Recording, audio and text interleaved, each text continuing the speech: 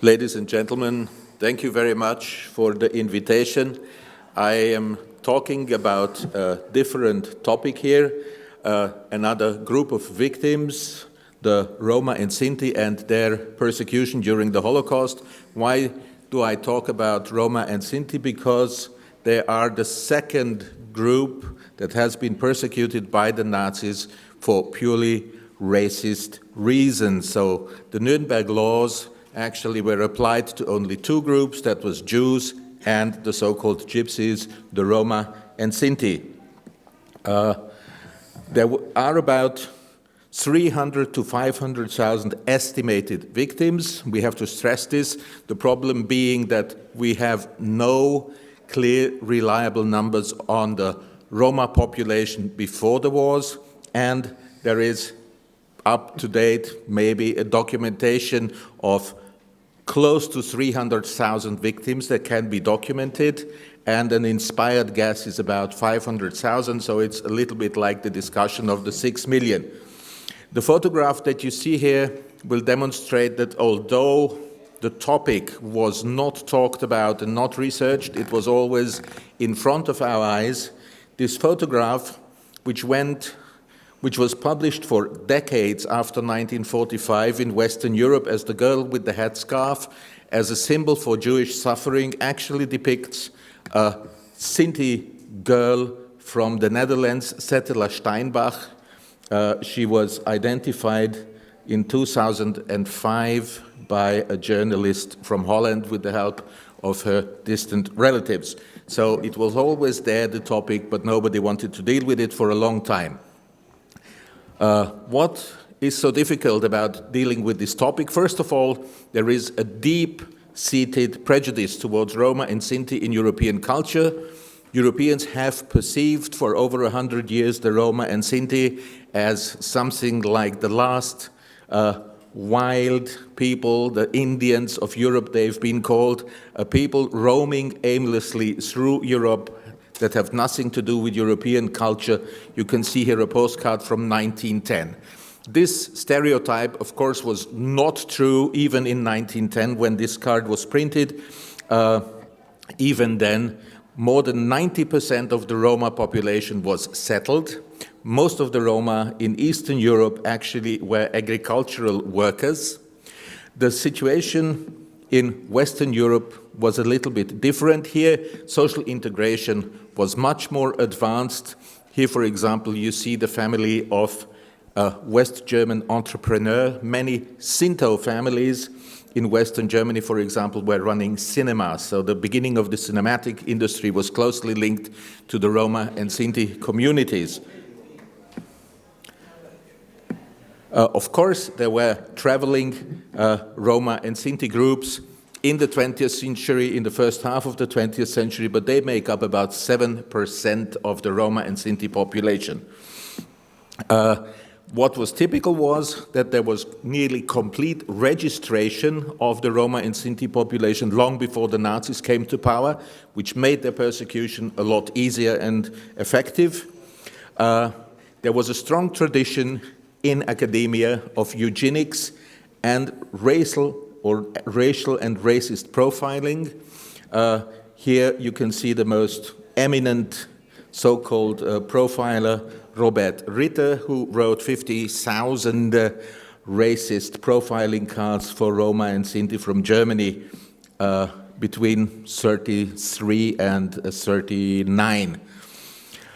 Persecution starts in 1938, earnestly after the annexation of Austria to the German Reich. The first one is deportation to forced labor camps, small-scale forced labor camps on public works. Usually it's construction of roads and dams. The next stage is the erection of camps, special camps for the Roma and Sinti. Here we have the largest camp on the territory of nowadays Austria in a place called Lackenbach. This camp had 4,000 inmates. It was opened in 1940 and was the starting point for large-scale deportations to concentration and extermination camps. So thousands of Roma were deported to concentration camps. Here you see women at the camp Ravensbrück. And of course, then the large-scale deportations here to the ghetto in Litzmannstadt, nowadays Lodz, where within the Jewish ghetto there was a special gypsy camp, 5,000 inmates, most of them children, and they were killed then later on. And then of course Auschwitz-Birkenau, the gypsy camp at Auschwitz-Birkenau, with about roughly 23,000 inmates, nearly all of them died. So there is about 2,000 survivors of Auschwitz-Birkenau, and you probably know, have all heard about the extermination of the last inmates on the night of the 2nd and 3rd of August 1944. This persecution has been documented by IRA, International Holocaust Remembrance Alliance, during the last 15 years. There is a special committee on the genocide of the Roma and Sinti within this organization. There is a special homepage presenting teaching materials in, I think nowadays, 11 different languages, and we hope to add some languages in the future. I've been a coordinator of this project for the last 15 years. Publication, academic publication started very late. One of the, I think, probably the very first little monograph with 100 pages was published in 1965 by somebody called Selma Steinmetz. She was the librarian at the institution that I come from, the Documentation Archive of the Austrian Resistance. And then there was nothing for another 20 years, basically. Nowadays, there is a big documentation, actually, of killing sites by the German Documentation Center of Sinti and Roma at Heidelberg. If you want to look it up, it's called gedenkorte.sinti-und-roma.de, and you will find several hundred of memorial sites which exist nowadays, smaller and larger ones. The first of these memorial sites, and now we are coming to the topic of our conference, was actually erected in 1966 in a small Polish village in Churowa, the site of a mass shooting of 200 people in 1942. Poland has more than 220 such sites, most of them unmarked. The next documented one is the first memorial at Lety, which is in the Czech Republic nowadays, and my colleague, I think, from the Museum of Roma Culture in Brno will probably talk extensively about Lety, so I will skip that at the discussion. Nothing happened in research and publication for decades. It was only after a hunger strike in Dachau in 1980 where survivors of different camps, so Roma and Sinti survivors of different camps, staged a hunger strike for the German police to release the data of persecution under the Nazi regime, which then happened, and this kicked off actually research, so only 40 years after the end of the Nazi regime. One of the early sites of remembrance was then at Lackenbach in 1984 in Austria.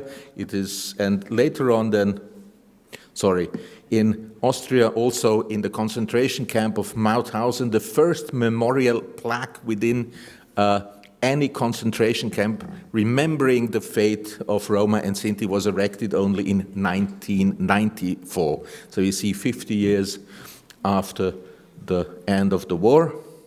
Also, the next one would be 85 in Salzburg, and then the first monument within one of the concentration camps, again Mauthausen, in 1998. So you see, it has taken quite a while here for this culture of remembrance to get established. Of course, now today we have, since 2012, the monument in Berlin close to the Reichstag here for the fate of the European Roma and Sinti. And in the last years, a lot of unmarked sites have have been marked actually through local initiatives. I will point out only a few. This here is Hungary, Várpalota, the site of a mass killing in 1944. For decades there was nothing, and it was erected in 2014 through a local initiative. The fact that at the Croatian camp Jasenovac, or one of the side camps of Jasenovac in the village of Ustica, there were mass graves of at least 12,000 Roma victims was known, but only in 2015 was there a memorial site established at the place.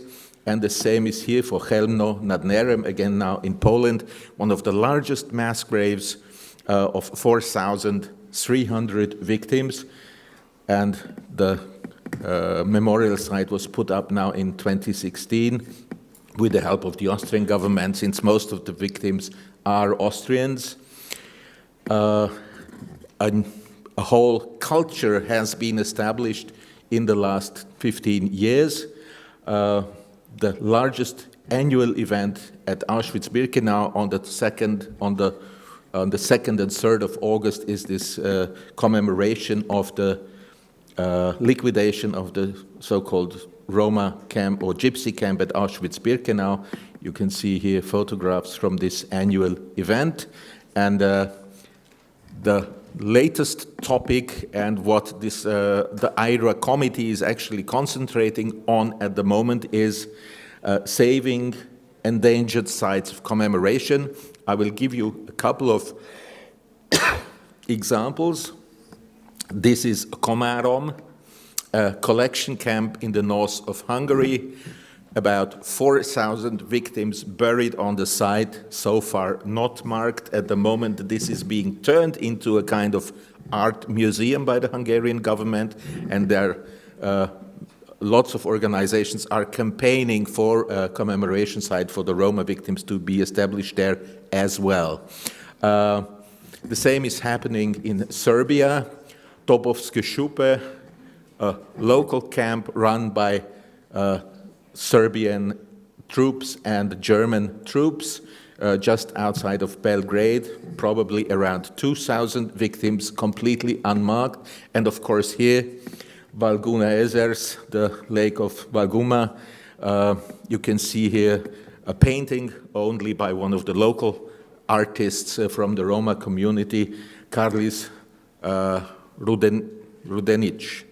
And the painting is in the local Roma museum here, so also there is no site commemorating the killing of at least 500 or probably 500 Roma here.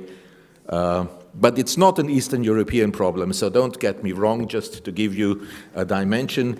This is a map of the French Roma camps during the war. Only one of them so far is marked by any kind of monument or commemorative plaque. And there is a new movement among young Roma, educated Roma, a student movement called Ternipe, and they have started in the last years a big movement trying to get this commemoration going. The movement is called Look and Don't Forget, Dik Neha Bister, and we are trying to work with them together, as does the Museum of Roma Culture in Brno. Thank you very much.